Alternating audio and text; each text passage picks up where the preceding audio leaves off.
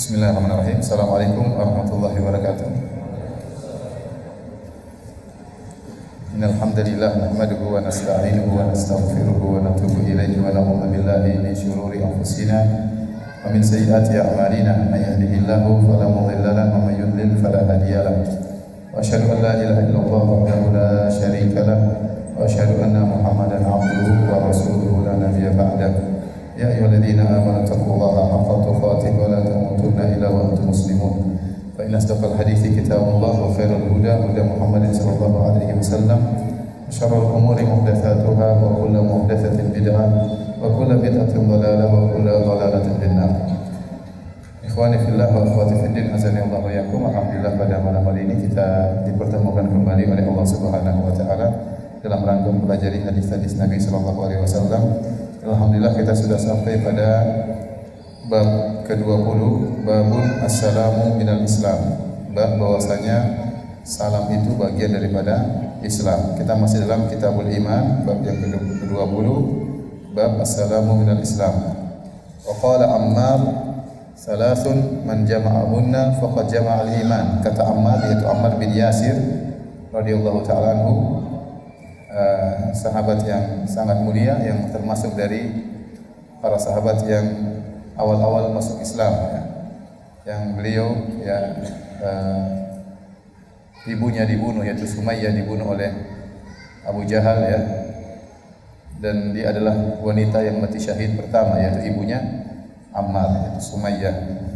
Demikian juga ayahnya dibunuh, Yasir.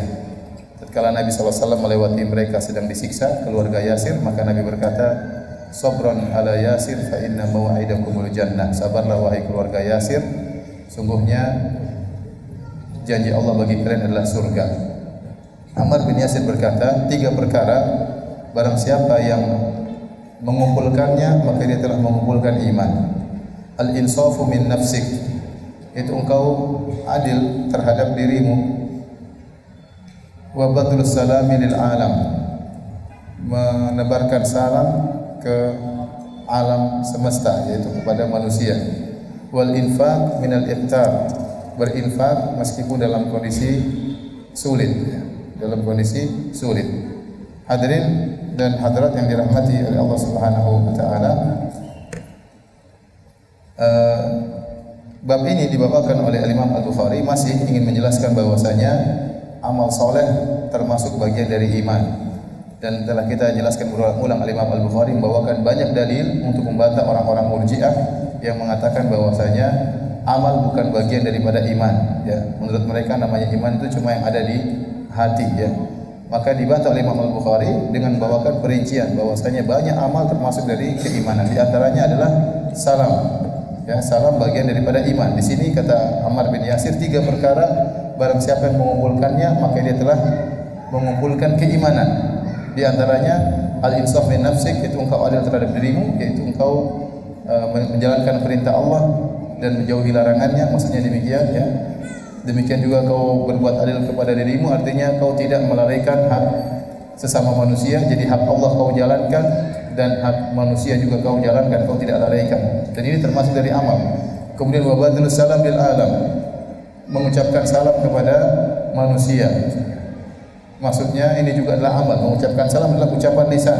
Wal infaq minal iktar, dan berinfak dalam kondisi sulit. 3 perkara ini adalah amal soleh, dan menurut Ammar bin Yasir termasuk dari bagian keimanan. Kenapa dikatakan barang siapa yang mengumpulkannya maka dia telah mengumpulkan iman? Para ulama menjelaskannya, ya, di antaranya dinukil oleh Ibnu Hajar dalam Fathul Bari, karena barang siapa yang insaf terhadap dirinya, insaf artinya adil, ya.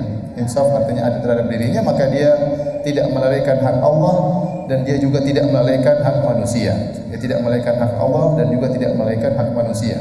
Bukan hanya memperhatikan hak Allah, melalaikan hak manusia, atau sebaliknya memperhatikan hak manusia lupa dengan hak Allah, tapi dia menjalankan dua-duanya.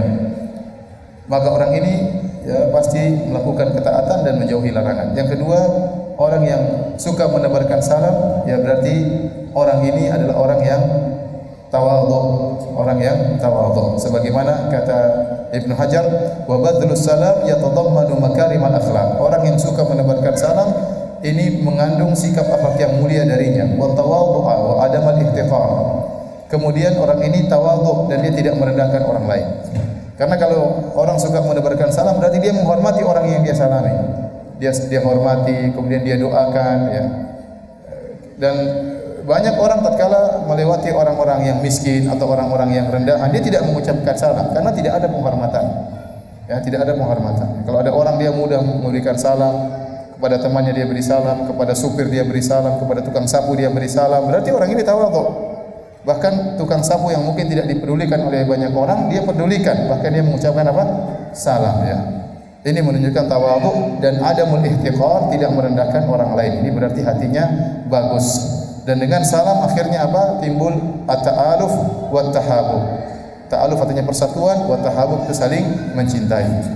Kemudian kata Ibnu Hajar, wal infaqu minal iqtar ya, atau Ibnu Hajar menukil perkataan para ulama dalam Fathul Bari, wal infaq minal iqtar yatadammanu ghayatal karam, dan berinfak dalam kondisi sulit ini mengandung puncak kebaikan. Artinya orang ini sangat baik.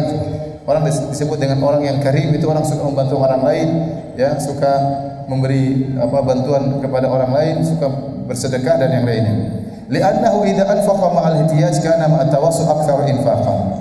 Karena kalau dia dalam kondisi butuh, dalam kondisi perlu, dia berinfak, apalagi kalau dia dalam kondisi lapang, dia akan lebih mudah lagi berinfak ya. Oleh karenanya telah kita sebutkan dalam Al-Qur'an, Allah berfirman tentang ciri-ciri penghuni surga, uiddat lil muttaqin, yang Allah siapkan surga bagi orang yang beriman, yang bertakwa. Kata Allah, alladzina yunfiquna fis sarra'i wad dharra, yaitu orang-orang yang berinfak dalam kondisi lapang dan dalam kondisi sulit. Maka saya nasihatkan kepada diri saya dan juga pada hadirin dan hadirat, kita biasakan diri kita berinfak. Dalam kondisi sulit pun kita berinfak, meskipun mungkin lebih sedikit, ya. Tapi tidak mengapa, tetap kita berinfak. Dan memang otomatis kalau uang kita sedikit, infak kita lebih sedikit. Tapi jangan berhenti, tetap saja kita berinfak. Dan ini menunjukkan iman yang kuat, ya. Kalau dalam kondisi sulit saja dia berinfak, apalagi dalam kondisi lapang. Dan ini menunjukkan, ya, kata Ibnu Hajar, yastalzim al-wuthuqa billah. Dan ini menunjukkan seorang itu percaya kepada Allah. Wa zuhda fid dunya wa qisral amal. Dan menunjukkan dia zuhud kepada dunia dan menunjukkan pendeknya angan-angannya. Ya. Tapi kalau orang tidak mau berinfak, ya, berarti dia tidak zuhud kepada dunia dan angan-angannya tinggi, pengen ini, pengen ini. Mau infak nanti gimana? Mau beli ini, mau beli enggak bisa. Beli mobil, berarti angan-angannya apa? Panjang, ya. Ingin beli ini, ingin beli ini, ingin beli ini, akhirnya dia tidak berinfak. Adapun percaya kepada Allah, angan-angan pendek, zuhud kepada dunia, itulah perkara-perkara akhirat. Itulah, ya, inti dari perkara-perkara akhirat. Maka barang siapa yang mengumpulkan tiga perkara ini, maka dia telah mengumpulkan iman, kata Ammar bin Yasir radhiyallahu taala anhu, ya. Ini perkataan yang sangat indah, ya, dari Ammar bin Yasir, di seorang sahabat, sampai-sampai kata Ibnu Hajar, ya, mengatakan hal ini menguatkan bahwasanya perkataannya mirip dengan perkataan Nabi sallallahu alaihi wasallam, seperti perkataan Nabi yang utiya jawami'ul kalim, yang Nabi diberikan kata-kata yang sedikit tetapi maknanya dalam. Itu namanya, kata Nabi, utitu jawami'ul kalim, aku diberikan jawami'ul kalim. Jawami'ul kalim itu adalah kata-katanya sedikit tapi kandungannya dalam. Dan perkataan Ammar bin Yasir mirip seperti perkataan Nabi, singkat tapi maknanya dalam. Baik. Kemudian Ibnu Hajar menyebutkan hadis. Beliau berkata, haddatsana Qutaibah qala haddatsana Laits an Yazid bin Abi Habib an Abil Khair an Abdullah bin Amr anna rajulan sa'ala Rasulullah sallallahu ayul islami khair. Dari Abdullah bin Amr bin As radhiyallahu anhuma, bahwasanya ada seorang lelaki bertanya kepada Rasulullah, ayul islami khair, Islam apa yang terbaik? Kata Nabi SAW, tut'imut ta'am wa taqra'us salam ala man arafta wa man lam ta'rif. Engkau memberi makan, kemudian engkau mengucapkan salam kepada orang yang kau kenal dan orang yang tidak kau kenal. Ini sudah pernah kita jelaskan.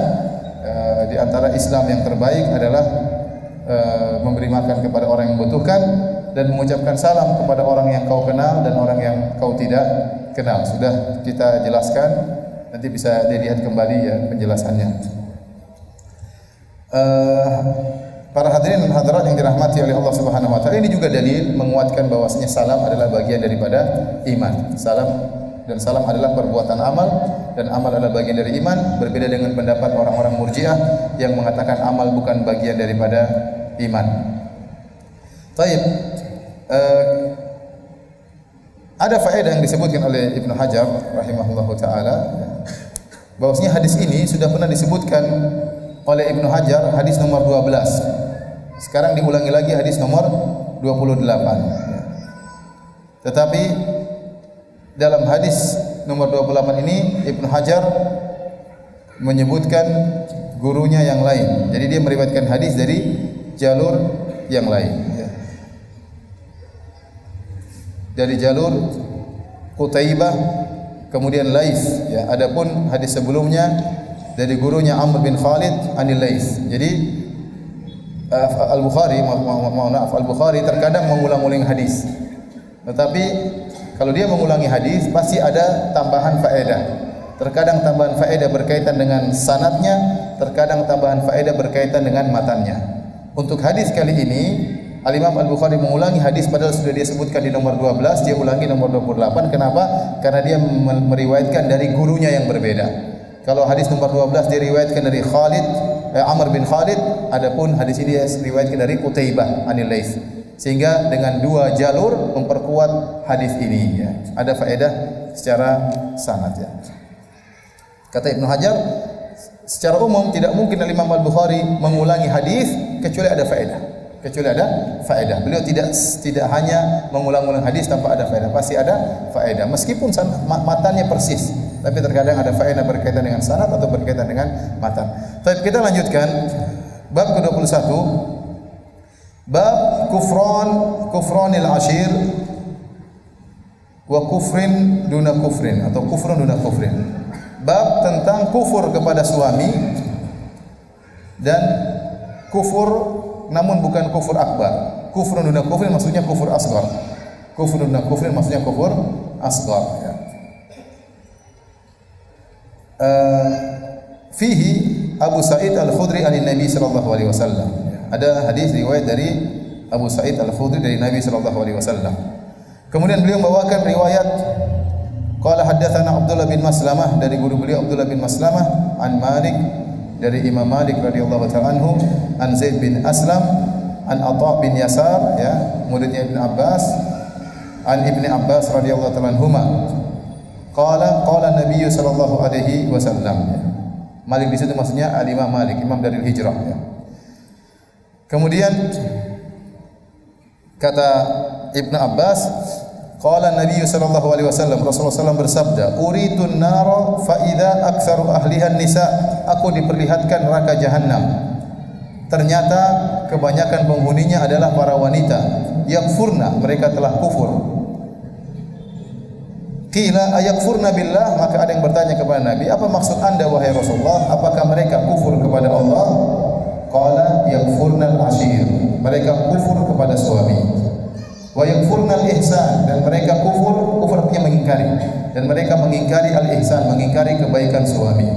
Lau ahsanta ila ihdahunna ad-dahra thumma ra'aita minka syai'an qalat ma ra'aitu minka khairan qad. Kalau seandainya engkau berbuat baik kepada salah seorang dari mereka, yaitu para wanita, sepanjang tahun, lantas dia melihat darimu satu kesalahan, maka dia akan berkata, aku tidak pernah melihat kebaikan darimu sama sekali. Ini hadis yang sangat agung, ya, yang memperingatkan keras para wanita, ya, agar mereka bertakwa kepada Allah Subhanahu wa taala, jangan sampai terjerumus dalam kekufuran, maksudnya kufur kepada suami, yaitu ingkar terhadap kebaikan suami. Karena ingkar terhadap kebaikan suami merupakan dosa besar. Makanya Nabi jelaskan bahwasanya penyebab para wanita banyak masuk dalam neraka jahanam adalah ingkar kepada suami. Para hadirin dan hadirat yang dirahmati oleh Allah Subhanahu wa taala, hadis ini Rasulullah SAW mengatakan uritu an-nar, aku diperlihatkan neraka jahanam. Oleh karenanya telah pernah kita jelaskan dalam hadis sebelumnya, Nabi mengatakan, aku yang paling tahu tentang Allah daripada kalian. Di antara sebabnya Nabi tahu persis tentang sifat-sifat Allah yang banyak yang tidak kita ketahui. Dan juga Nabi lihat langsung neraka dan juga lihat langsung apa? Surga. Maka keimanan Nabi sangat luar biasa. Ya, karena Nabi pernah lihat neraka dan juga pernah lihat surga. Maka wajar bahwasanya bagaimana ketakwaan Nabi yang luar biasa. Nabi diperlihatkan neraka, ternyata Nabi melihat kebanyakan penghuninya adalah para wanita. Ini maksudnya apa? Bukan sekarang penghuni neraka sudah ada, tidak. Tetapi ini berkaitan dengan masa depan. Nabi sering demikian, ya, diperlihatkan tentang masa depan. Melihat penghuni surga, melihat penghuni neraka, jahanam. Seperti contoh Rasulullah SAW mengatakan, wahai Bilal, amalan apa yang kau lakukan? Aku mendengar suara terompahmu, suara sendalmu di hadapanku di surga. Bilalnya masih di bumi, belum di mana, di surga. Maksudnya Nabi diperlihatkan masa depan, bahwasanya Bilal masuk surga, bahkan berjalan di hadapan Nabi sallallahu alaihi wasallam. Demikian juga Nabi diperlihatkan neraka di masa depan, bahwasanya neraka menyala-nyala, kemudian di antaranya penghuninya banyak dari para wanita. Kata Nabi, sebabnya apa? Yakfurna, karena mereka kufur. Lantas ada yang bertanya, yakfurna billah, apakah mereka kufur kepada Allah? Dan ini dalil bahwasanya kalau ada guru menyampaikan sesuatu kurang jelas, maka boleh bagi sang murid untuk bertanya, memperjelas apa maksudnya. Karena tatkala Nabi mengatakan mereka kufur, maka secara zahir disangkakan maksudnya kufur yang keluar dari Islam.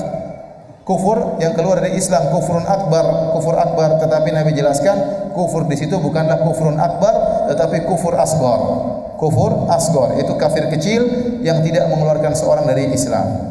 Jadi dalam istilah syariat ada namanya kufur akbar, kufur asghar. Ada nifak akbar, nifak asghar. Ada kefasikan akbar, ada kefasikan asghar. Fusuk akbar, fusuk asghar. Yang akbar ini adalah mengeluarkan orang dari Islam. Ya. Nifak akbar mengeluarkan seorang dari Islam. Kemunafikan yang dalam hatinya ingkar kepada Allah, tidak beriman kepada Nabi. Nifak asghar tidak mengeluarkan seorang dari Islam, seperti suka berdusta, berjanji tidak ditepati, ya. Kalau berkata berdusta, kemudian diberi amanah tidak dipenuhi, ya, berkhianat dan yang lainnya, ya. Demikian juga kufur, ada yang kufur akbar, ada kufur asghar. Ada beberapa perkara yang Nabi namakan dengan kekufuran, tetapi kekufuran tersebut bukanlah kufur akbar. Contoh, dalam hadis Rasulullah SAW berkata, la tarji'u ba'di kuffaran yadribu ba'dukum riqaba ba'd. Dalam hadis kata Nabi, janganlah kalian kembali setelahku menjadi orang-orang kafir, sebagian kalian membunuh sebagian yang lain. Ini dalil bahwasanya membunuh saudara adalah kekufuran, tetapi kekufuran ini bukan kufur akbar. Nabi namakan dengan apa? Kufur. Kata Nabi, la tarji'u ba'di kuffaran yadribu ba'dukum riqaba ba'd. Janganlah sebagian kalian setelah aku meninggal lantas kembali menjadi kufur. Sebagian kalian memotong leher sebagian yang lain, artinya membunuh sebagian yang lain. Kufur di sini maksudnya bukan kufur akbar, karena membunuh orang lain itu bukan kekafiran. Tapi tidak kufur apa? Asghar. Tetapi tatkala dinamakan dengan kufur, berarti ini bahaya. Berarti ini dosa besar. Makanya dalam hadis kata Rasulullah SAW, sibabul muslim fusukun wa qitaluhu kufrun. Memaki muslim yang lain adalah kefasikan dan memeranginya adalah kekufuran. Berarti membunuh kaum muslimin yang lain berarti kekufuran, berarti dosa besar. Ya, dalam hadis kata Nabi sallallahu alaihi wasallam, la zawalu, ya, hilangnya la zawalu dunya, ya, hilangnya dunia dan seisinya ahwanu indallahi min, ya, safaki damin rajulin muslim, atau kama qala Nabi sallallahu alaihi wasallam. Hilangnya dunia dan seisinya lebih ringan di sisi Allah daripada terbunuhnya seorang muslim. Ya, karena seorang muslim ini dia salat, dia mengucapkan la ilaha illallah, dia beribadah kepada Allah, dia pun dunia tidak ngapa-ngapain. Maka dunia hilang dan seisinya lebih ringan bagi Allah daripada terbunuhnya seorang muslim tanpa hak, ya. Rasulullah SAW mengatakan, la yazalu al-muslim fi fushatin min dinihi ma lam yusib daman haraman. Senantiasa seorang muslim dalam kelapangan dalam agamanya selama dia tidak menumpahkan darah yang haram. Berarti kalau dia menumpahkan darah yang haram, dia dalam kesempitan. Ini menunjukkan membunuh itu dosa besar, maka dinamakan dengan kufur, tetapi bukan kufur akbar, kufur asghar. Contoh lagi, Rasulullah SAW bersabda, ayyuma abdin abaqa min mawalihi faqad kafara hatta yarji'a, dia telah kafir sampai dia kembali kepada tuannya. Ini sudah tidak ada di zaman sekarang karena tidak ada lagi budak, ya. Tuan-tuan juga sudah tidak ada. Budak-budak juga sudah tidak ada. Di Indonesia, di Arab Saudi juga sudah tidak ada. Saya enggak tahu di negara lain. Tapi ini menunjukkan budak harus taat kepada tuannya. Kalau dia kabur, maka dikatakan kufur. Dia telah terjerumus dalam dosa besar. Demikian juga orang yang mengatakan wa amma man qala mutirna bi nau'i kadza fadzaka kafirun bi mu'minun bil kaukab. Kata Nabi sallallahu alaihi wasallam, adapun orang yang mengatakan kami dapat hujan karena bintang ini, kata Nabi, maka orang ini telah kafir kepadaku dan telah beriman kepada bintang. Kenapa? Karena ini kesyirikan. Maka dinamakan oleh Nabi dengan apa? Kekufuran. Ya, demikian juga dalam hadis Rasulullah SAW mengatakan baina syirki wal kufri tarkus salat. Antara kesyirikan dan kekufuran adalah meninggalkan salat. Nabi menamakan meninggalkan salat dengan kesyirikan dan kekufuran. Berarti menunjukkan meninggalkan salat adalah dosa besar. Ya. Contoh lagi seperti firman Allah Subhanahu wa taala, "Wa man lam yahkum bima anzalallahu fa ulaika humul kafirun." Barang siapa yang tidak berhukum dengan hukum Allah, maka mereka adalah orang-orang yang kafir. Ibnu Abbas radhiyallahu ta'ala anhuma menafsirkan ayat ini dengan mengatakan, "Laisal kufru alladhi tadhhabuna ilaihi." Ini bukan kekufuran yang kalian persangkakan. Innama huwa kufrun duna kufrin. Ini adalah kufur kecil. Kufur apa? Asghar. Jadi seorang berhukum dengan hukum selain Allah, hukum asalnya adalah kufur kecil, kecuali dia meyakini bahwasanya hukum dia bisa menyaingi hukum Allah, apalagi meyakini hukum dia lebih baik daripada hukum Allah, maka ini kafir. Ya, maka ini kafir. Adapun kalau dia tidak meyakini demikian, maka ini adalah kufur kecil. Namun tatkala dinamakan dengan kufur, berarti dosa besar, berbahaya, terancam dengan neraka jahanam. Karena tidak semua maksiat dinamakan kufur. Saya ulangi, tidak semua maksiat dinamakan apa? Kufur. Tatkala ada kemaksiatan dinamakan dengan kekufuran, berarti ini dosanya dosa besar. Di antara maksiat yang dinamakan dengan kekufuran adalah mengingkari kebaikan suami. Sayang yang hadir bapak-bapak ya. Kalau ibu-ibu bisa kita bantah habis-habisan. Ibu-ibu cuma sedikit, tapi tidak apa-apa. Sedikit kita habisi aja. Maaf ibu-ibu ya. Jadi ini peringatan keras kepada ibu-ibu. Sampai dalam riwayat Nabi SAW sengaja setelah khutbah Id, Rasulullah SAW maju berjalan bersama Bilal menuju barisan para wanita. Kemudian Nabi berkata, "Ya ma'syaran nisa tasaddaqna fa inna kunna aktsara hatabi jahannam." Wahai para wanita sekalian, bersedekahlah. Karena sungguhnya kalian adalah penghuni neraka jahanam yang paling banyak. Ada yang bertanya, "Lima ya Rasulullah, kok bisa?" Lianna kunna takfurna al-ashir wa tukthirna al-la'na. Karena kalian suka banyak mengingkari kebaikan suami dan kalian suka mengumpat.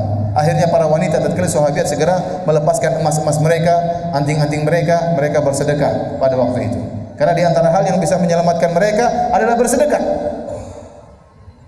Kebanyakan wanita atau sebagian wanita ya, pelit ya. Pelit, ingin beli emas, beli macam-macam untuk dia hiasi dirinya.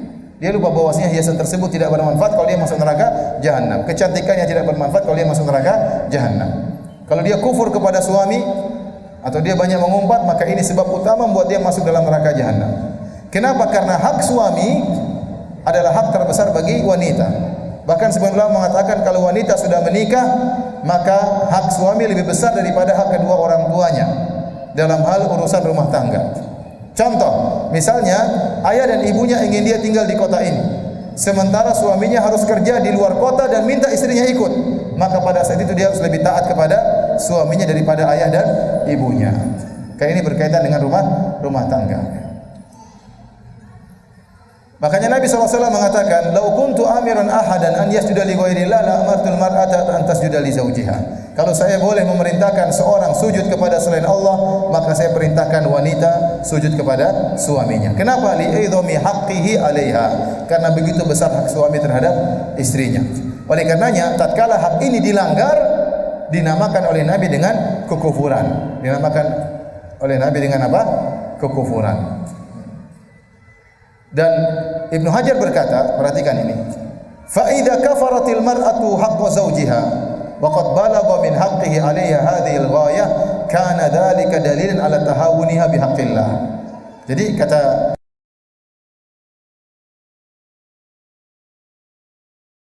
pada selain Allah, aku akan perintahkan wanita sujud kepada suaminya. Di sini Rasulullah menyebutkan Allah dan suami. Kata beliau, faqarana haqqaz zawj 'ala zawja bihaqqillah. Ini berkata Ibnu Hajar. Maka Nabi menggandengkan hak suami dengan hak Allah. Fa idza kafaratil mar'atu haqqa zawjiha. Kalau ternyata seorang istri mengingkari atau tidak menunaikan hak suaminya, padahal kedudukan hak suaminya begitu tinggi, karena dalilan ini menunjukkan dalil bukti bahwasanya dia menggampang-gampangkan hak Allah Subhanahu wa taala. Seakan-akan Ibnu Hajar mengatakan bahwasanya kalau Anda ingin mengambil barometer tentang kesolehan seorang wanita, lihat daripada bagaimana dia menjalankan hak suaminya. Saya katakan percuma seorang wanita kemudian hafal-hafal Quran, rajin sholat malam, kemudian rajin sholat duha, tapi sama suami kurang ajar. Ya, percuma. Kenapa? Karena hak yang paling utama adalah hak terhadap hak suaminya sangat besar. Bahkan kalau boleh nyuruh sujud kepada suaminya, Nabi akan suruh sujud kepada suaminya. Maka kata Ibnu Hajar, kalau dia ternyata tidak menunaikan hak suaminya, ini dalil bahwasanya dia pasti meremehkan hak Allah Subhanahu wa taala. Oleh karenanya falidzalika utliqa 'alaiha al-kufru. Oleh karenanya dikatakan dengan kekufuran karena dosanya dosa besar. Karena dosanya adalah dosa besar. Baik, hadirin dan hadirat yang dirahmati oleh Allah Subhanahu wa taala,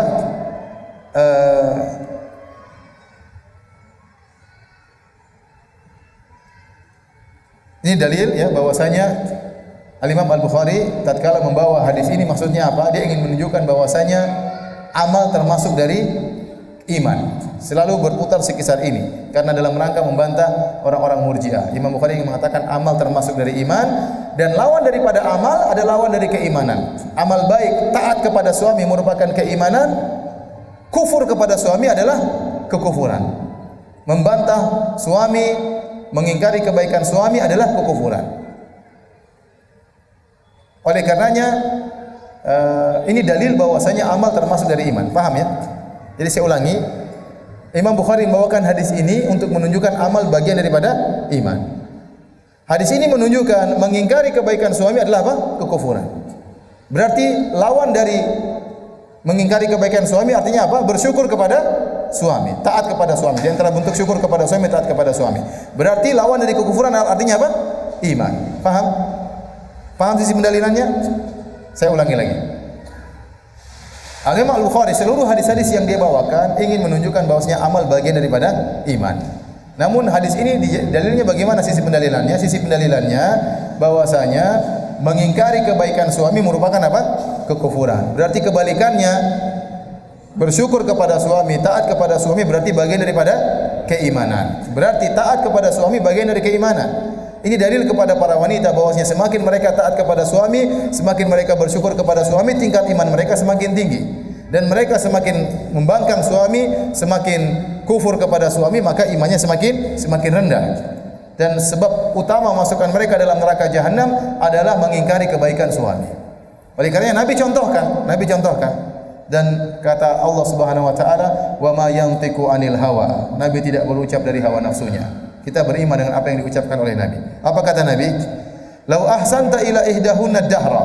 Kalau engkau berbuat baik kepada salah seorang dari wanita, salah seorang dari istri kalian, ya, setahun penuh, tsumma ra'at minka syai'an, kemudian dia melihat engkau melakukan satu kesalahan, laqalat, maka dia akan berkata, "Ma ra'aitu minka khairan qat." Aku tidak pernah melihat kebaikanmu dan sama sekali darimu. Ini sering wanita seperti itu ya. Kalau suaminya sudah salah, dia lupa dengan kebaikan-kebaikan suaminya. Yang diingat kesalahannya. Ya, makanya saya sering sampaikan wanita itu punya hafalan yang kuat. Ya. Jadi kalau kita salah, kamu pernah begini, waktu itu juga kamu pernah begini, kamu juga pernah, masya Allah hafalannya kuat. Hafalan kesalahan-kesalahan apa? Suaminya. Ini nggak boleh seperti itu. Ya. Kita lupa, istri pernah gini, istri kita lupa ya, karena kita banyak urusan ya. Mikir utang lah, mikir apalah, mikir macam-macam ya. Mikir poligami. Istri ini perkataan Nabi ya. Jadi kalau sudah melihat kesalahan suami, tentunya tidak seluruh istri, tidak semua wanita. Nabi berbicara tentang kebanyakan wanita ya. Ya kecuali wanita soleha tidak demikian. Namun banyak wanita yang demikian. Kalau sudah melihat kesalahan suaminya satu, dia lupakan kebaikan yang lainnya. Dia mengatakan kamu selalu mendahulukan orang tuamu daripada saya, kamu tidak pernah sayang sama saya. Padahal orang tuanya apa yang dibelikan? Cuma sedikit. Sementara dia dibelikan emas, dibelikan gelang kaki, gelang tangan, ya gelang telinga, gelang hidung, semuanya dibelikan sama dia. Ibunya dibelikan apa? Enggak dibelikan apa? Sedikit, mungkin gelang satu aja. Istrinya dibelikan mobil, tapi kalau sudah marah, kamu selalu mendahulukan ibumu daripada saya misalnya ya. Kemudian juga misalnya seorang wanita marah-marah, mungkin suaminya lagi marah, kemudian dia marah balik, dia mengatakan kamu memang tidak pernah cinta kepada saya. Ini yang perkataan tidak pernah ini langsung masuk neraka ini. Karena melupakan kebaikan suami. Kamu tidak pernah cinta sama saya. Gimana tidak pernah cinta? Anak kita sudah 7. Dari mana datang anak itu semua? Memang tanpa cinta datang sendirinya. Ini dari 1 sampai 7 semuanya karena cinta. Makanya muncul 7 orang anak. Terus bilang tidak pernah cinta, gimana ceritanya? Jadi hati-hati ibu-ibu kalau marah boleh marah, tapi jangan menggunakan kata-kata umum. Kamu tidak pernah sama sekali. Ini bahaya. Ini langsung masuk neraka. Itu langsung nyemplung neraka jahanam. Ya. Seperti kata Nabi, kalau dia melihat kesalahan suaminya satu saja dia berkata, "Ma ra'aitu minka khairan qat." Aku tidak pernah melihat kebaikanmu sama sekali. Ya ini namanya melupakan kebaikan suami. Inilah dosa besar yang menyebabkan wanita masuk dalam neraka jahanam. Bahkan kebanyakan wanita masuk neraka gara-gara ini. Gara-gara ini. Enggak tahu suaminya setengah mati kerja ke kantor diomelin bos ya. Kemudian diomelin pelanggan misalnya, dibawa terik matahari sampai hitam legam. Kemudian pulang diomelin suami, diomelin istri, ya. Subhanallah. Jadi seorang istri bertakwa kepada Allah Subhanahu wa taala, ya, jangan lupa dengan kebaikan suami.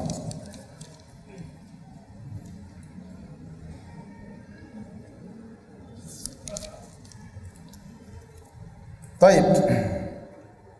Hadirin dan hadirat yang dirahmati oleh Allah Subhanahu wa taala, kita lanjutkan hadis berikutnya ya.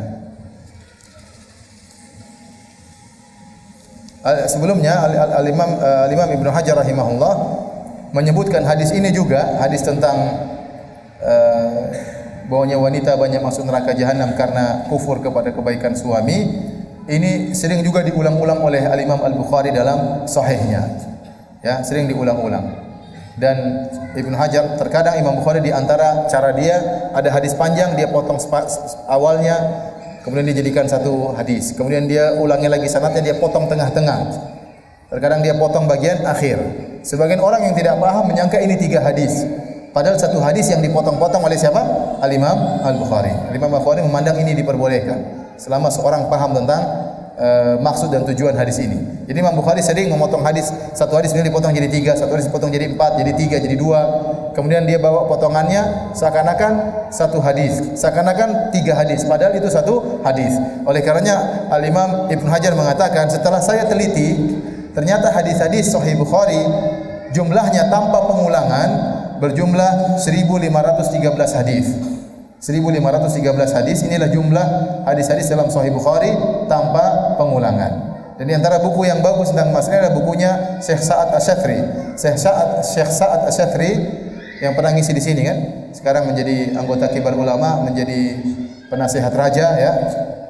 Dan juga anggota kibar ulama, dan kemarin juga yang khutbah di mana di waktu haji di Masjid Namirah ya. Biasanya mufti yang berkhutbah, namun tahun kemarin yang berkhutbah atau haji kemarin yang berkhutbah adalah Syekh Sa'ad Asy-Syafri. Dia punya buku tentang Mukhtasar Sahih Al-Bukhari.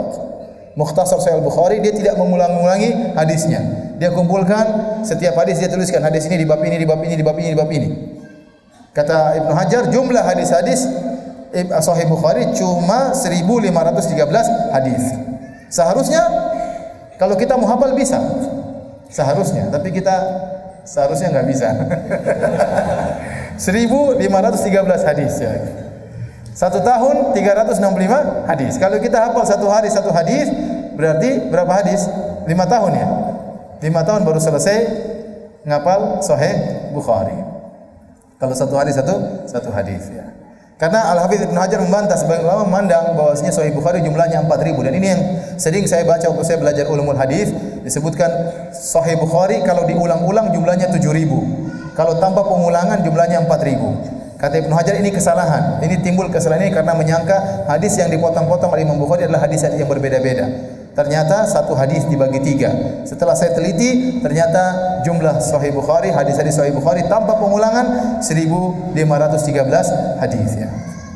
Subhanallah, kita kalau mendengar cerita tentang para ulama, Imam Ahmad menghafal 1 juta hadis, luar biasa ya.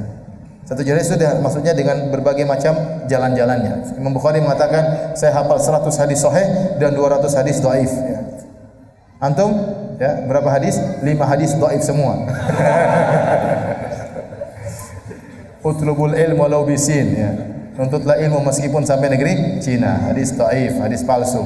Apa yang kedua? Ikhtilafu ummati rahmah. Ikhtilaf umat ini apa? Rahmat. Hadis palsu lagi. Apalagi hubul watani minal iman. Cinta negeri adalah bagian daripada iman. Hadis dhaif. Apalagi yang keempat dan kelima kurang dua. Apalagi hafalan ente?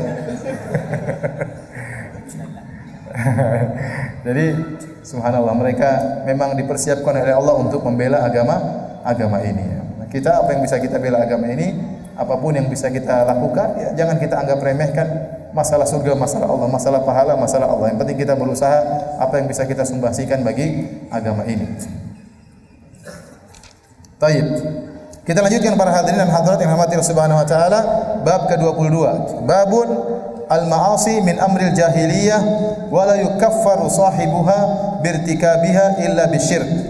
Bab nomor 22, bahwasanya maksiat-maksiat merupakan maksiat-maksiat yang dari perkara jahiliyah, ya, dan pelakunya tidak dikafirkan gara-gara maksiat tersebut kalau melakukan maksiat tersebut, kecuali dikafirkan kalau melakukan kesyirikan. Jadi Imam Bukhari sekarang membantah orang-orang Khawarij yang mengatakan pelaku dosa besar kafir, pelaku dosa besar kafir, ya. Imam Bukhari membantah bahwasanya orang-orang kalau melakukan kemaksiatan selama tidak melakukan kesyirikan atau kekufuran, maka tidak bisa dikafirkan. Ini sudah kita bahas pada pertemuan-pertemuan yang lalu. Saya carikan hadisnya, ya. Kalau tidak salah hadis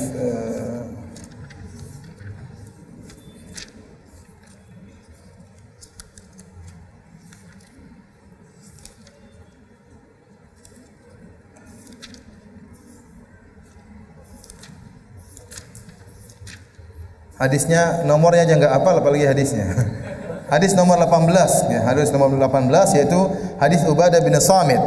Nabi di akhir hadis mengatakan, ya, "Wa man asaba min dzalika syai'an tsumma satarahu Allah." Barang siapa melakukan dosa-dosa itu, yaitu berzina, mencuri, kemudian membunuh, ya, orang lain, kemudian Allah menutupinya, tidak ketangkap oleh pemerintah, fahuwa ila Allah, maka perkaranya kepada Allah. Insya'a afa anhu wa insya'a aqabahu. Kalau Allah berkehendak Allah ampuni dia, kalau Allah berkehendak Allah akan menyiksanya, ya. Jadi kalau ada orang melakukan dosa-dosa yang seharusnya ditegakkan hukum had, hukum hudud, seperti mencuri harusnya apa? Dipotong. Membunuh harusnya juga dibunuh. Berzina harusnya dirajam atau dicambuk. Jika dia melakukan dosa-dosa tersebut tidak ketahuan atau tidak ditangkap oleh pemerintah sehingga ditegakkan hukum had, maka orang ini kalau dia meninggal tidak bertobat kepada Allah Subhanahu wa taala, maka urusannya kembali kepada Allah. Kalau Allah berkehendak Allah azab, kalau Allah berkehendak Allah ampuni. Sesuai dengan firman Allah, "Innallaha la yaghfiru ay yushraka bih wa yaghfiru ma duna dzalika liman yasha." Allah tidak mengampuni dosa kesyirikan dan Allah mengampuni dosa selain apa? Kesyirikan. Maka kalau ada orang yang meninggal dalam kondisi berzina, meninggal dalam kondisi merampok, lagi ngerampok dibunuhin orang, lagi ngerampok ditembak polisi, lagi berzina kemudian jantungnya kambuh akhirnya mati, ya. Ada orang lagi bentak-bentak ibunya kemudian meninggal dunia, ya. Maka orang ini su'ul khatimah, tapi tidak bisa kita vonis pasti masuk neraka. Enggak. Ada orang mati bunuh diri, apakah pasti masuk neraka? Jawabannya tidak, belum tentu, ya. Karena yang dia lakukan semuanya bukan kesyirikan, bukan kekufuran. Maka perkaranya tahta masyiatillah. Wa yaghfiru ma duna dzalika liman yasha, dan Allah mengampuni selain kesyirikan bagi yang Allah kehendaki. Maka tidak boleh kita vonis dia pasti masuk neraka. Kita bilang terserah Allah. Allah mau ampuni terserah, Allah mau azab terserah Allah Subhanahu wa taala. Jadi inilah akidah Ahlussunnah wal Jamaah. Kata Imam Al-Bukhari, ya, maksiat selama bukan kesyirikan jika dilakukan tidak menjadikan pelakunya kafir meskipun dia jahat sejahat apapun. Dia korupsi, bunuh orang, ya, berzina, merampok, menipu, ya, dan lain-lainnya. Dia tidak kafir. Dia tidak kafir, ya. Taib hadirin dan hadirat yang dirahmati Allah Subhanahu wa taala. Nabi berkata, dalilnya Nabi berkata, "Innaka mru'un fika jahiliyah." Ini Nabi ucapkan kepada Abu Dzar. Jadi Abu Dzar pernah mencaci seorang sahabat yang lain, dia akan kita sebutkan. Maka Nabi berkata, "Innaka mru'un fika jahiliyah." Kau adalah seseorang dalam dirimu masih ada perkara jahiliyah. Perkara jahiliyah, namun dia tidak kafir, dia seorang muslim, dia sahabat. Tetapi dalam dirinya ada perkara jahiliyah. Namun perkara jahiliyah ini tidak sampai pada kekufuran. Apa perkara jahiliyahnya? Dia mengumpat, mencaci dengan mencela ibu orang tersebut. Nanti akan kita sebutkan hadisnya. Paham maksudnya pendalilannya di sini? Nabi ingin menyebutkan Imam Bukhari ingin berdalil dengan hadis ini. Nabi berkata kepada Abu Dzar, sungguhnya pada dirimu ada perkara jahiliyah. Namun Abu Dzar kafir atau tidak? Tidak, dia sahabat mulia. Meskipun ada perkara jahiliyah, dia tidak kafir. Dalil yang lain firman Allah Subhanahu wa taala, kata Imam Al-Bukhari, "Innallaha la yaghfiru an yushraka bih wa yaghfiru ma duna dzalika liman yasha." Allah tidak mengampuni dosa kesyirikan dan Allah mengampuni dosa selain kesyirikan. Ya. Apa yang dimaksud dengan syirik di sini? Ya. Sebagian ulama di antaranya Ibnu Hajar berpendapat yang dimaksud dengan syirik di sini adalah kekufuran. Adalah apa? Kekufuran. Dan kekufuran itu lebih umum. Kekufuran bisa dengan kesyirikan, bisa dengan selain kesyirikan. Contoh kekufuran adalah misalnya membunuh Nabi. Membunuh Nabi kufur atau tidak? Kufur. Membunuh Nabi adalah kekufuran. Meskipun pelakunya mungkin tidak syirik. Contoh, seorang tidak mengakui kenabian Nabi Muhammad sallallahu alaihi wasallam, maka dia kufur meskipun dia tidak berbuat syirik. Contoh orang-orang Yahudi, ada orang Yahudi tidak berbuat kesyirikan, tetapi dia mengingkari kekufuran atau dia mengkufuri kenabian Nabi Muhammad sallallahu alaihi wasallam. Maka orang ini tetap dikatakan kafir. Ya, kenapa? Karena dia tidak beriman kepada Nabi Muhammad sallallahu alaihi wasallam meskipun dia tidak syirik. Ya. Contoh seorang menghalalkan LGBT, menghalalkan perzinahan, maka orang ini kafir meskipun dia tidak berbuat apa? Kesyirikan. Jadi kekufuran lebih umum. Ya. Makanya Ibnu Hajar mengatakan syirik di sini maksudnya umum. Innallaha la yaghfiru asy-syirka bi, artinya Allah tidak mengampuni kekufuran, tetapi Allah mengampuni dosa-dosa selain kekufuran. Adapun selain maksiat-maksiat selain dari kekufuran dan kesyirikan, maka itu tidak menjadikan seorang kafir. Tahta masyiatillah, di bawah kehendak Allah. Kalau Allah berkehendak Allah ampuni, kalau Allah berkehendak Allah azab. Di antara dalil bahwasanya kemaksiatan selain syirik bukan merupakan kekufuran, firman Allah, wa in ta'ifatani minal mu'minina qatatalu fa aslihu bainahuma, dalam surat Al-Hujurat. Kata Allah, dan jika ada dua kelompok dari kaum mukminin yang saling berperang, fa aslihu bainahuma, maka damaikanlah di antara keduanya. Fasammahum al-mu'minin, maka Allah menamakan dua kelompok yang sedang berperang sebagai orang-orang mukmin. Paham? Padahal membunuh orang mukmin lain kufur atau bukan? Kekufuran, tapi kufur asghar. Tadi kita sudah bilang, sibabul mu'min fusuqun wa qitaluhu kufrun. Mencela orang mukmin adalah kefasikan, membunuh orang mukmin yang adalah kekufuran, tapi kekufurannya kufur apa? Asghar. Di sini Allah sebutkan dua kelompok sedang bertempur berperang, Allah namakan mereka berdua dengan orang-orang beriman. Paham? Tetap dinamakan oleh Allah dengan orang beriman meskipun mereka saling bunuh-bunuhan. Baik, hadirin dan hadirat yang dirahmati oleh Allah Subhanahu wa taala. Kita lanjutkan hadis nomor 30. Hadis nomor 30. Kata Imam Al-Bukhari rahimahullahu taala, qala haddatsana Abdurrahman bin Mubarak, qala haddatsana Hammad bin Zaid, qala haddatsana Ayyub wa Yunus anil Hasan anil Ahnaf bin Qais, qala dhahabtu li ansura hadzal rajul. Kata Al-Ahnaf bin Qais, sungguhnya aku pergi untuk menolong lelaki ini.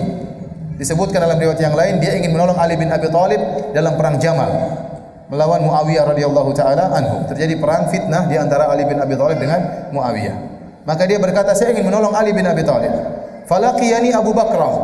Ya. Maka Abu Bakrah bertemu denganku. Kemudian dia berkata, aina turid? Kemana kau hendak pergi? Al-Ahnaf bin Qais ini bukan sahabat, tapi dia apa? Tabi'in. Dia tabi'in. Ya, saya ingin menyampaikan kepada antum, memang terjadi beberapa fitnah, ya, di kalangan para sahabat. Terjadi peperang di antara mereka. Contohnya perang Siffin, perang Jamal, ya, antara perang Siffin antara Ali dengan Muawiyah, ya, terjadi peperangan, ya. Tetapi peperangan tersebut diikuti oleh segelintir sahabat. Sampai ada kalau tidak salah Sya'bi, saya lupa, ulama mengatakan sahabat yang mengikuti dalam peperangan tersebut tidak lebih dari 30 orang. Tidak lebih dari 30 orang. Hanya segelintir kecil, sementara sahabat ribuan. Sementara sahabat jumlahnya apa? Ribuan. Kebanyakan mereka menjauhkan diri mereka dari peperangan tersebut. Sementara orang-orang Syiah ingin menggambarkan, lihat sahabat saling bunuh-bunuhan. Tidak, yang ikut perang cuma sedikit, tidak banyak. Kebanyakan mereka menjauh dari peperangan. Di antara dalilnya ini, waktu Al-Ahnaf bin Qais seorang tabi'in ikut serta dalam peperangan tersebut, ya, antara Ali dengan Muawiyah, maka Abu Bakar sahabat Nabi bertemu dengan dia dan dia berkata, "Aina turid? Kemana kau hendak pergi?" "Ansuru hadzal rajul." Saya ingin menolong Ali bin Abi Thalib. "Qala irji, pulanglah engkau. Fa inni sami'tu Rasulullah sallallahu alaihi wasallam yaqul, sungguhnya aku mendengar Rasulullah SAW bersabda, idza taqal muslimani bi sayfayhima." Kalau dua orang muslim bertemu, masing-masing sudah bawa pedang, fal qatilu wal maqtulu finnar, maka yang membunuh dan terbunuh sama-sama di neraka. Faqultu ya Rasulullah, kata Abu Bakar, wahai Rasulullah, hadzal qatil, yang membunuh jelas masuk neraka. Fama balul maqtul, kenapa yang terbunuh juga masuk neraka? Kata Nabi, innahu kana harisan ala qatli sahibihi. Dia tadi juga ingin bunuh saudaranya, tapi dia sudah kedahuluan dibunuh. Baik, kita lanjutkan insyaallah ya. Habis salat Isya kita lanjutkan hadis ini dan syarahnya insyaallah taala. Alhamdulillahi ala ihsani wa syukru lahu ala taufiqihi wa amtinani wa asyhadu an la ilaha illallah wahdahu la syarika lahu ta'ziman li sya'ni wa asyhadu anna Muhammadan abduhu wa rasuluhu ja'ila ridwani. Allahumma shalli alaihi wa ala alihi wa ashabihi wa ikhwanihi. Hadirin dan hadirat yang dirahmati oleh Allah Subhanahu wa taala, kita lanjutkan pembahasan kita ya. Jadi kita sampaikan tadi bahwasanya terjadi fitnah di kalangan para sahabat, saya ceritakan secara singkat, terjadi peperangan antara Ali bin Abi Thalib radhiyallahu anhu dengan Muawiyah. Sederhana, jadi Utsman bin Affan terbunuh dan dengan cara orang-orang berkumpul kemudian berdemo di rumahnya, akhirnya menerobos rumahnya, akhirnya dibunuhlah Utsman bin Affan radhiyallahu ta'ala dan bunuh banyak orang beramai-ramai. Maka darah Utsman yang bertanggung jawab adalah walinya, dan walinya adalah Muawiyah radhiyallahu ta'ala anhu. Muawiyah yang berhak untuk menuntut pembunuh-pembunuh tersebut untuk ditangkap. Begitu Utsman meninggal dunia, maka kekhalifahan berpindah kepada sahabat yang mulia Ali bin Abi Thalib radhiyallahu ta'ala anhu. Maka timbullah perbedaan ijtihad. Muawiyah berada di Syam, sudah menjadi gubernur sejak zaman Utsman bin Affan. Maka Muawiyah menuntut Ali bin Abi Thalib untuk menangkapi para pembunuh-pembunuh tersebut karena dia yang berhak memegang darahnya siapa? Utsman. Ali bin Abi Thalib punya ijtihad lain. Dia memandang bahwasanya kondisi negara belum stabil. Kondisi negara belum stabil. Kalau ditangkapin pembunuh-pembunuh tersebut, maka semakin kacau negara tersebut. Maksud Ali bin Abi Thalib, tunggu kondisi tenang baru akan ditangkapi satu persatu. Kenapa? Karena yang melakukan pembunuhan banyak orang, beramai-ramai dan berbagai macam kabilah-kabilah, dan ini kalau ditangkapi seluruhnya maka berbahaya bagi stabilitas negara. Maka timbullah ya perbedaan di antara dua sudut pandang antara Ali bin Abi Thalib dengan Muawiyah radhiyallahu taala anhu, sehingga akhirnya mereka bertemu dalam rangka untuk berunding. Maka Ali bin Abi Thalib mengirim utusannya yang bernama Abu Musa al-Asy'ari radhiyallahu taala anhu, dan Muawiyah mengirim Amr bin Al-As radhiyallahu taala anhu ya. Intinya setelah mereka setuju dengan suatu keputusan, ternyata ada orang-orang Khawarij yang masuk di tengah saf mereka sehingga seakan-akan terjadi pengkhianatan, akhirnya terjadi peperangan. Oleh karenanya para ulama mengatakan kedua-duanya berijtihad. Meskipun para ulama mengatakan ijtihad Ali lebih benar daripada ijtihad siapa? Muawiyah. Tetapi dua-duanya telah apa? Berijtihad. Dan kita tidak perlu ikut campur dengan urusan mereka ya. Karena Nabi SAW melarang kita untuk mencela para sahabat Nabi SAW ya. Tilka ummatun qad khalat laha ma kasabat wa 'alaiha ma iktasabat. Itu adalah umat yang telah berlalu, bagi mereka apa yang mereka lakukan dan keburukan apa yang mereka lakukan. Serahkan mereka kepada Allah Subhanahu wa taala. Namun yang ingin saya sampaikan ya, bahwasanya banyak riwayat-riwayat yang menceritakan tentang kisah ini dengan riwayat-riwayat yang palsu, terutama yang diriwayatkan oleh orang-orang Syiah dengan sanad-sanad yang tidak jelas. Tidak usah jauh-jauh. Kalau ada kejadian misalnya ada perkelahian di depan kita, di depan Masjid Asra, lalu orang berkelahi. Kita dalam masjid, langsung kita keluar, kita melihat perkelahian tersebut. Coba berapa versi yang akan keluar? Berapa versi yang akan keluar? Padahal kita menyaksikan langsung. Belum kalau sampai ke Jakarta Selatan. Baru di Jakarta Utara saja bisa berbagai macam versi, masing-masing menukil dengan pemahaman dia. Ya. apalagi cerita-cerita tentang perselisihan para sahabat. Maka tidak boleh kita menyampaikan kecuali dengan sanad yang sahih. Kalau tidak maka tidak boleh kita terima, karena banyak orang yang hasud, banyak orang yang hasad yang juga meriwayatkan cerita tersebut sesuai dengan versi mereka, terutama yang benci para sahabat radhiyallahu taala anhum. Kemudian jadi perhatian kita bahwasanya dalam kejadian peperangan tersebut yang ikut serta dari kalangan para sahabat cuma sedikit, puluhan saja, sementara para sahabat ribuan. Kebanyakan para sahabat bahkan lebih dari 10.000 mereka waktu itu ada jumlah mereka. Kebanyakan mereka menjauh dari perseteruan tersebut, ya, jauh dari fitnah, hanya segelintir kecil yang ikut dalam fitnah tersebut dan mereka beristihad melakukan yang menurut mereka yang terbaik, ya. Oleh karenanya adapun pernyataan orang Syiah bahwasanya para sahabat setelah itu saling bunuh-bunuhan seakan-akan semuanya ikut fitnah, itu tidak benar, itu tidak benar. Maka tatkala Al-Ahnaf bin Qais ingin masuk dalam kubunya Ali bin Abi Thalib, maka ditegur oleh Abu Bakrah, ya. Maka Abu Bakrah mengatakan, aku mendengar Rasulullah SAW bersabda, jika bertemu dua orang muslim, maka yang membunuh dan terbunuh di neraka. Aku bertanya, kalau yang bunuh jelas masuk neraka ya Rasulullah, bagaimana yang terbunuh? Innahu kana harisan ala qatli sahibihi. Yang terbunuh juga tadi mau bunuh saudaranya, tapi dia kedahuluan. Baik, hadis ini dijadikan dalil oleh Imam Al-Bukhari bahwasanya ini dua orang yang saling membunuh, dua-duanya dinamakan oleh Nabi dengan muslim. Berarti kita tahu membunuh dosa besar, tetapi tidak mengeluarkan seorang dari Islam. Benar dia terancam neraka jahanam, dosanya besar, hukumannya berat, ya. Wa may yaqtul mu'minan muta'ammidan fajazaohu jahannam. Kata Allah, barang siapa yang bunuh seorang mukmin maka balasnya adalah neraka jahanam. Tetapi Allah tetap menamakan mereka berdua dengan apa? Muslim. Nabi menamakan dua orang tersebut dengan muslim. Padahal Nabi memvonis dua-duanya masuk neraka. Namun tetap dinamakan apa? Muslim. Ini membantah tegas orang-orang Khawarij. Orang Khawarij mengatakan orang melakukan dosa besar, kafir dan pasti masuk neraka, kekal selamanya di dalam neraka jahanam. Adapun hadis ini mengatakan orang muslim bisa jadi melakukan dosa besar dan terancam dengan neraka jahanam, ya. Jadi tetapi jangan dipahami hadis ini berarti kalau membunuh pasti masuk neraka. Jawabannya tidak. Ini hadis ancaman. Kita sudah bawakan kepada hadis Ubadah bin Samit tadi, barang siapa yang melakukan perbuatan yang ada hukum hadnya seperti mencuri, merampok, membunuh, berzina, maka kalau ditutup oleh Allah, dia tidak bertobat, maka urusannya kembali kepada Allah. Kalau Allah berkehendak, Allah adab; kalau Allah berkehendak, Allah ampuni, ya. Taib. Ada beberapa faedah yang bisa kita ambil dari hadis ini, ya. Yang pertama tadi sudah kita sampaikan bahwasanya membunuh dosa besar, terancam dengan neraka jahanam, tetapi pelakunya masih dinamakan sebagai seorang apa? Muslim. Pelakunya tetap dinamakan seorang muslim, berarti dia belum kafir, ya. Kemudian yang kedua, bahwasanya yang terbunuh juga masuk neraka jahanam. Kenapa? Karena ditinjau dari niatnya dan dia sudah berusaha. Oleh karena para ulama membedakan antara niat, antara azam dan antara usaha. Kalau niat terlintas ingin melakukan kemaksiatan, tiba-tiba terlintas ingin mencuri, ingin merampok, ingin membunuh, ingin berzina, kemudian dia tepis, dia tidak berdosa sama sekali. Kalau dia sudah bertekad, tekad tersebut tidak sampai, sudah azamnya kuat tetapi tidak sampai ada usaha, maka sebagian ulama mengatakan dia berdosa karena azamnya tersebut, dan sebagian ulama mengatakan tidak berdosa selama dia belum berusaha.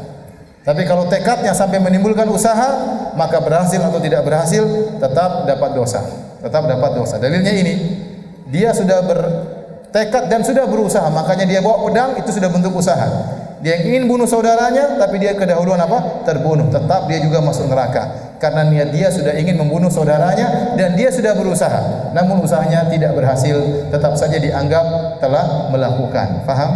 Contoh, seorang ingin mencuri, maka dia ambil tangga, dia taruh di rumah orang, kemudian dia manjat, tahu-tahu tangganya patah, dia jatuh. Sudah kena dosa mencuri, meskipun tidak berhasil apa? Mencuri. Ya. Contoh, seorang sudah ingin melihat, ya, gambar porno di internet dan dia buka-buka ternyata di blok-blok, ya. Sama, meskipun tidak terbuka tetap dianggap telah melihat apa? Gambar porno, karena dia sudah berusaha. Buktinya dia sudah berusaha untuk membuka gambar-gambar tersebut. Ini sama saja dosanya karena dia sudah berusaha. Ada orang ingin mencuri ada orang ingin mencuri kedondong, ya.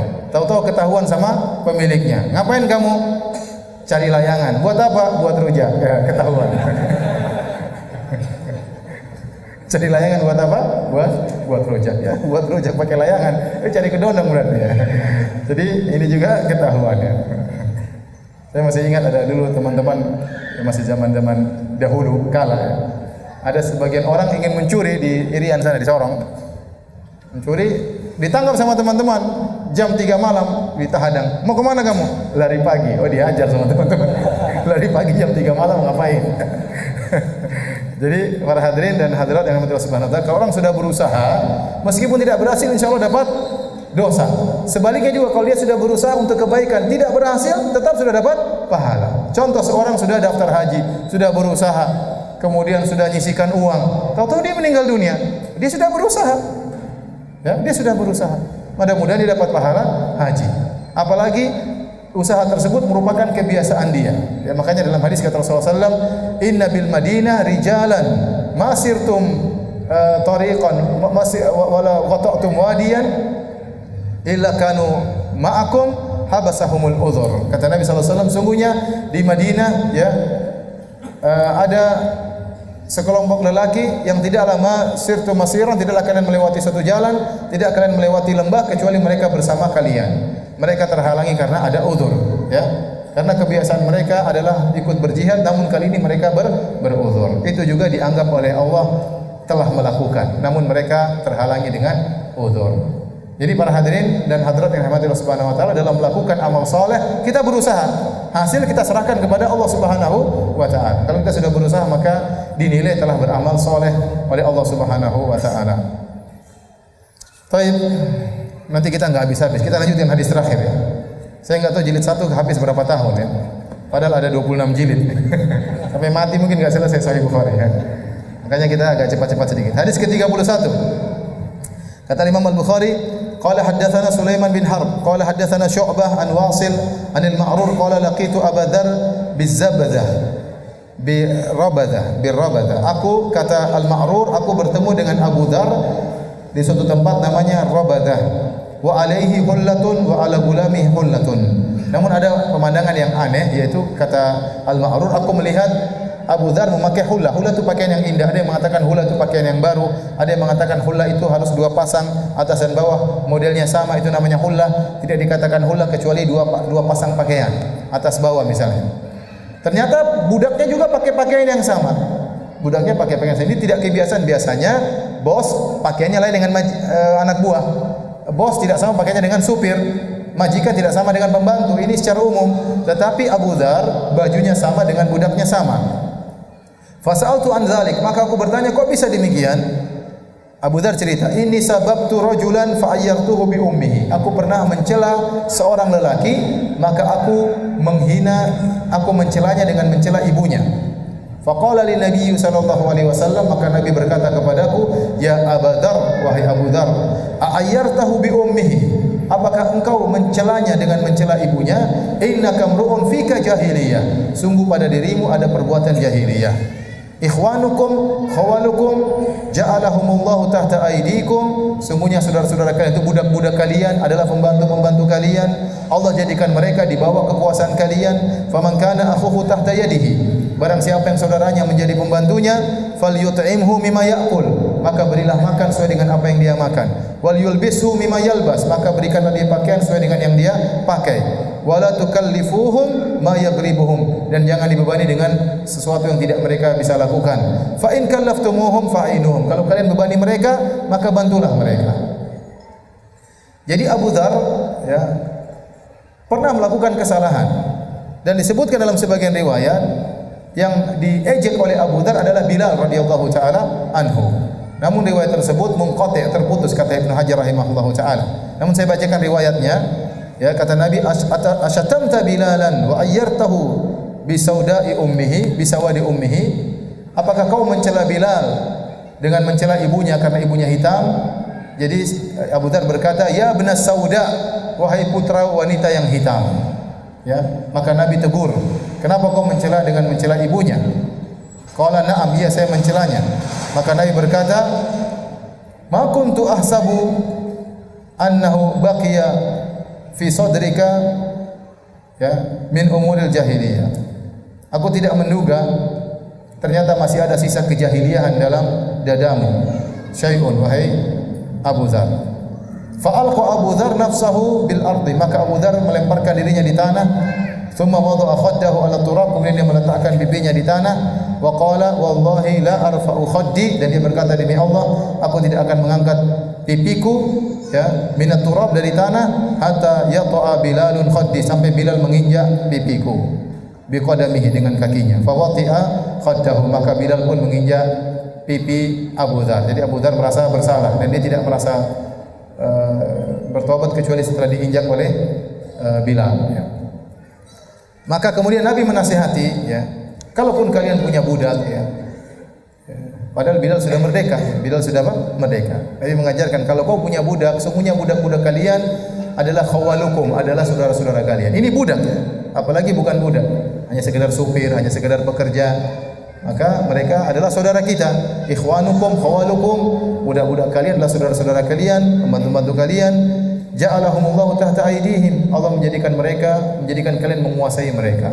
Ya, barang siapa yang saudaranya menjadi pembantunya atau menjadi budaknya, maka berilah makan dengan apa yang dia makan. Maka seorang berusaha, kalau dia punya supir, kalau dia lagi makan, ya, kalau memang bisa diajak makan barang di restoran sama dia, itu yang terbaik. Itu sunnah Nabi sallallahu alaihi wasallam, diajarkan oleh Nabi sallallahu alaihi wasallam. Kalau dia ajak pembantunya makan ya bersama dia ya makan juga dari restoran ya yang dia makan, suruh dia pesan sendiri. Jangan antum bawa ke restoran antum pilihkan tempe goreng, sambal goreng.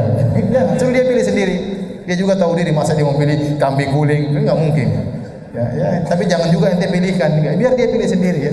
Biar dia pilih sendiri. Ini menunjukkan kita menjalankan ya sunnah Nabi SAW karena mereka saudara-saudara kita.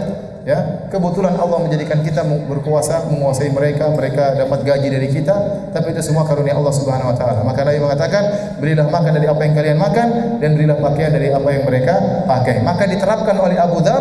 Makanya Abu Dzar waktu datang dengan budaknya, dia pakaikan baju yang dia pakai. Dan ini pemandangan yang aneh, ya. Masa majikan pakai baju yang sama dengan supirnya, ya. Oleh karenanya kalau antum jadi bos, kalau enggak ya enggak apa-apa ya. Kalau jadi bos punya anak buah, tolong layani mereka dengan baik ya. Kalau antum pergi ke luar negeri jangan lupa belikan baju buat mereka. Kalau antum pergi kemana-mana jangan lupa beli oleh-oleh buat mereka ya. Insyaallah niat kita karena Allah Subhanahu wa taala, mereka juga akan melayani dengan baik. Baik. Adapun kalimat sababtu, aku mencelanya. Sababtu diambil dari kalimat sab dengan tasydid yasabku. Ada tasydidnya. Maknanya adalah al-qata, yaitu memutuskan ya.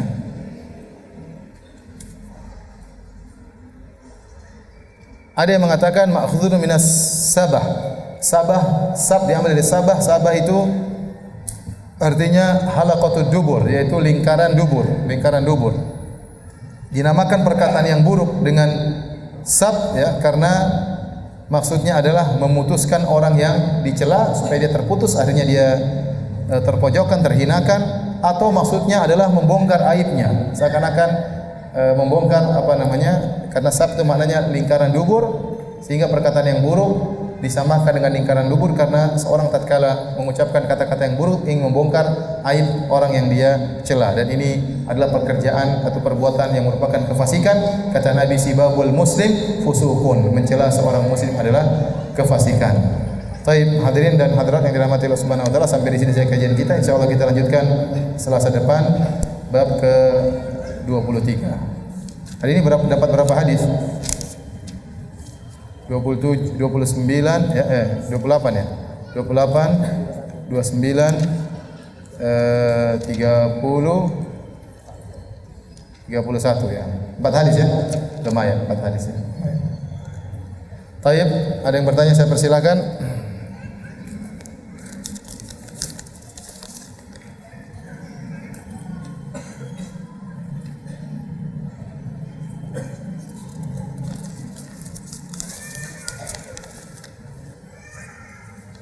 Bagaimana cara mengetahui ciri-ciri wanita tersebut akan patuh terhadap suami? Ini masalah gaib ya. Benar, kita menjalankan wasiat Nabi, kalau ingin mencari istri maka pilihlah sesuai dengan kriteria. Di antara yang pertama, wanita tersebut solehah, Bagaimana tahu dia soleha? Tanya teman-teman, suruh adik perempuan cek, suruh kakak perempuan cek. Tanya teman-temannya kalau bergaul bagaimana, angkuh atau tidak, pemarah atau tidak, akan diketahui dengan dari teman-temannya. Ya. Cek, tidak jadi masalah. Ya. Ternyata soleha, tidak suka marah-marah, nurut. Kemudian cek juga kecantikannya. Kalau cantik maju, kalau enggak cantik mundur. Kalau enggak suka jangan nekat ya. Kalau enggak suka jangan nekat, karena kalau ente enggak suka ente nekat, nanti ente mendolimi dia. Ya, kalau ente tidak suka, ente suka tampar, ente suka marah, pelit dan macam-macam. Kenapa enggak cinta? Ya, bisa jadi cinta datang belakangan, bisa jadi enggak datang-datang, repot. Jadi lihat dulu, sunnah ngelihat kalau suka maju. Ya. Kemudian yang ketiga misalnya berusaha cari yang gadis, ya. Karena gadis belum punya banyak pengalaman. Ya. Jadi Anda akan menjadi cinta pertamanya. Tapi kalau sudah pernah pacaran, sudah pernah menikah, mungkin Anda adalah cinta yang ketujuh. Ya. Jadi lain kalau kita cinta pertamanya dengan cinta yang ketujuh. Ya. Tapi kalau janda juga tidak mengapa. Sebagaimana Nabi SAW, istri-istrinya semuanya janda kecuali siapa? Aisyah radhiyallahu taala anha. Apalagi kalau banyak kemaslahatan. Ada janda yang agresif, ada janda yang tidak agresif. Ya, justru dia malah karena mungkin mengalami kehidupan yang susah, maka dia berharap punya suami apapun modelnya, tidak jadi masalah. Yang penting suami itu bisa mengayominya. Ya. Jadi lihat-lihat juga, ada janda yang agresif ya, ada yang tidak. Ya. Tergantung antum senang yang mana, yang agresif atau yang tidak ya. Kemudian apalagi yang lain? Yang lainnya lihat keluarganya.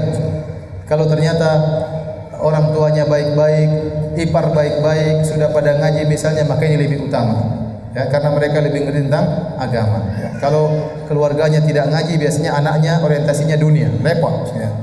Makanya kalau nikah dengan adik teman atau kakaknya teman, ya, atau ibunya teman, ya, atau anaknya teman, ya bagus, karena teman kita sudah ngaji, kita kenal sama dia. Ada apa-apa kita bisa curhat sama dia, bisa saling membantu. Ya. Itu di antaranya.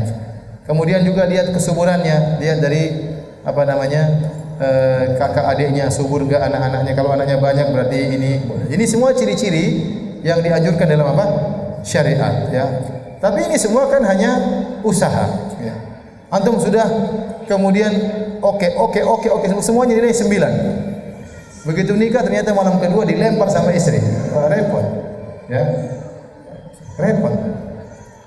Ya, itu di luar dugaan. Yang penting antum sudah berusaha, antum sudah istikharah. Kata para ulama, la nadama ma'al istikharah. Kalau sudah istikharah tidak ada penyesalan. Antum sudah istikharah, sudah berusaha, ternyata dapat istri modelnya begini, anggaplah itu ujian hidup. Jalani. Kalau tidak mampu, cerai. Kalau mampu diperbaiki meskipun bertahun-tahun, bisa. Ada sebagian istri yang awalnya suka marah-marah, suka ngamuk-ngamuk, tapi suaminya bertahan, akhirnya jadi istri yang sangat soleha. Ada seperti itu. Ini bukan cerita omong kosong, ini beneran. Ya. Oleh karenanya, yang penting antum ikut prosedur. Adapun mengatakan bagaimana cara mengetahui wanita tersebut akan patuh, ya itu saya juga nggak tahu. Ya. Itu urusan yang gaib, dan kebanyakan ciri-ciri wanita yang sesungguhnya baru nampak setelah menikah. Bisa jadi juga kalau kita menikah dengan istri yang soleha, ya, kalau kita tidak jaga baik-baik, dia bergaul, salah nonton, salah ini, salah teman Facebook, rusak juga. Bisa jadi. Ya, bisa jadi. Ada saya punya teman menikah dengan istrinya sudah puluhan tahun, sudah punya anak, sudah besar-besar daripada nikah. Istrinya sudah 40 lebih, bercadar, tahu-tahu main Facebookan, kemudian bergaul sama orang siapa, rusak akhirnya. Hanya rusak, tidak cinta lagi pada suaminya, akhirnya minta cerai, cerai. Dahulunya soleh, hidup susah, mau, sekarang tahu-tahu berubah gara-gara salah pergaulan.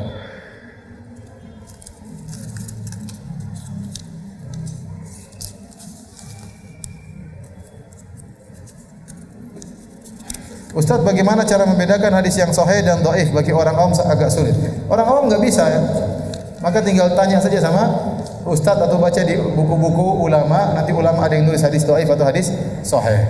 Kalau orang awam enggak bisa tahu.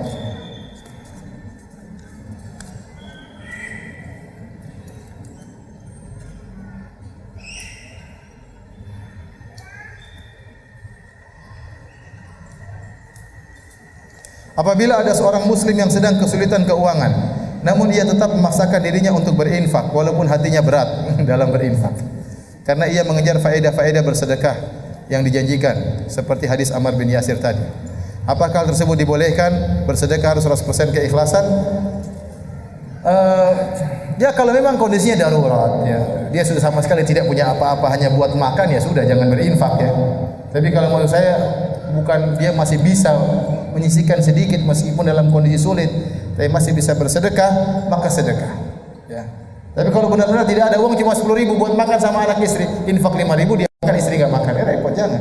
Ya sudah, infak sama istri, infak sama istri. Anggap saja itu infak bagi keluarga. Ya. Kalau memang kondisinya sudah darurat. Tapi kalau kita kasih makan anak istri masih ada tersisa meskipun sedikit, infakkanlah. Infakkan.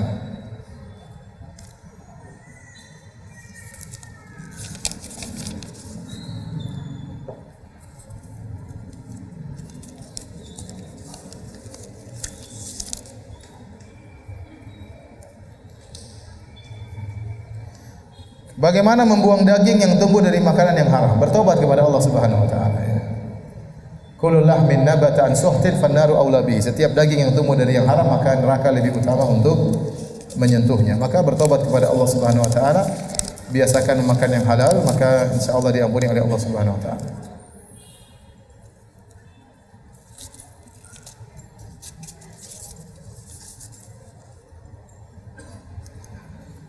Bagaimana jika kita ingin membela diri dari penyerangan, namun kita membunuh penyerang tersebut? Tidak apa-apa, ya.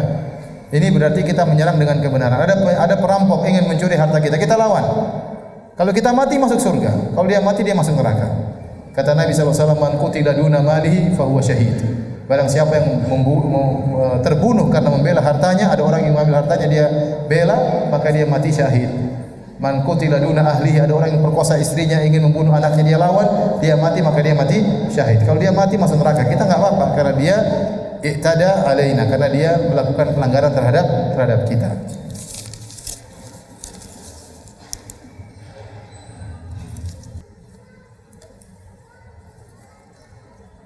Bagaimana cara berzikir Nabi? Apakah menggunakan ruas-ruas jari atau menggunakan jari?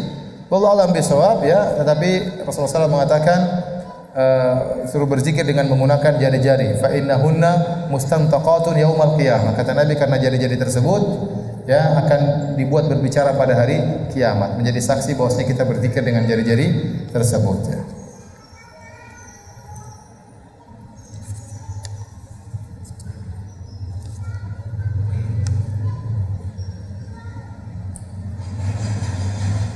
Bagaimana menjawab syubhat orang yang mengatakan bahwa Mufti Mekah Syekh Zaini Dahlan menyesatkan dakwah Syekh Abdul Wahab? Dia juga dibantah oleh yang lain ya. Ya, apakah semua tuduhan kita terima? Ya. Dia tuduhannya apa? Ya, dia juga dibantah sama judulnya apa itu? Siyanatul insan min waswasati Dahlan. Menjaga manusia dari waswasnya Dahlan ya. Dibantah juga sama orang ya. Tinggal kita baca keduanya ya. Yang benar, tidak semua orang dituduh maka kemudian tuduhan itu benar ya. Bukankah orang-orang Wahabi dituduh dengan tuduhan yang tidak benar? Dituduh bahwasanya mereka mengkafirkan kaum muslimin, dituduh mereka menghalalkan darah kaum muslimin, membantai kaum muslimin. Mana benar? Itu omong kosong ya, omong kosong ya. Adapun kalau mengatakan Syekh Abdul Wahab dituduh, ya ada orang menuduh, ya banyak juga yang dituduh. Kalau setiap orang menuduh kita benarkan, ya habislah para ulama. Ibnu Taimiyah dituduh dengan tuduhan yang tidak. Imam Syafi'i dituduh dengan tuduhan yang tidak. Imam Ahmad dituduh dengan tuduhan yang tidak. Imam Abu Hanifah dituduh yang tidak. Kalau setiap orang menuduh kemudian kita benarkan, habislah ulama di dunia ini ya. Lihat tuduhannya apa, buktinya apa. Ada yang membantah, ada yang membela, itu biasa. Kemudian mengatakan Mufti Mekah mengatakan sesat, apakah ente benarkan? Berarti ente ikut menuduh menyesatkan Syekh Muhammad bin Abdul Wahab. Bertanggung jawab Anda pada hari kiamat kelak. Anda tidak berterima kasih kepada Syekh Abdul Wahab dengan dakwah dia berdirilah negara Arab Saudi, alhamdulillah, yang sampai sekarang satu-satunya negara yang menegakkan syariat Islam ya. Ya alhamdulillah, pelayanan luar biasa, membantu di sana sini ya. Itu di antara buah dari dakwahnya Syekh Muhammad bin Abdul Wahab rahimahullahu taala. Kalau Anda mengatakan dia sesat, silakan, itu hak Anda. Nanti Anda akan bertanggung jawab berhadapan ini pada hari kiamat. Adapun dalilnya, karena ini mengatakan sesat, adiknya mengatakan sesat. Terus kalau kakak saya bilang saya sesat, kemudian saya jadi sesat. Bapak saya bilang saya sesat, menjadi sesat. Paman saya bilang saya sesat, menjadi sesat. Abu Lahab mengatakan Muhammad sallallahu alaihi wasallam sesat, kemudian kita mengatakan Muhammad sesat. Ya. Tidak bisa demikian. Itu namanya bukan dalil. Ya. Itu namanya provokator seperti itu.